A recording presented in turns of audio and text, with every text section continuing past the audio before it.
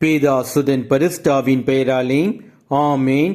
மரியே வாழ்க என்ற வார்த்தை. இதன் காரணம் என்ன?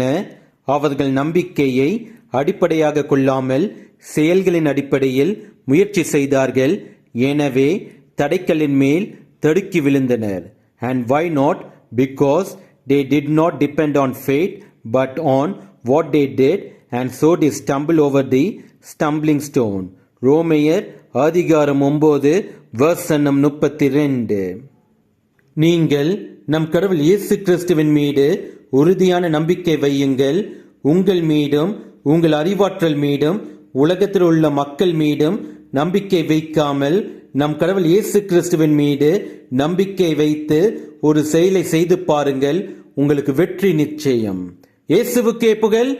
மரியே வாழ்க. ஆமேன். கொடும் வறுமையில் உழன்றாலும் கடும் பசியினில் வாடினாலும், கொடும் வறுமையில் உழன்றாலும் கடும் பசியினில் வாடினாலும், அன்று எலியாவை போஷித்தவர் இன்று உன் பசியாற்றிடாரோ. அன்று எலியாவை போஷித்தவர் இன்று உன் பசியாற்றிடாரோ. விசுவாசத்தினால் நீதிமான் பிழைப்பான், விசுவாசியை படராதே.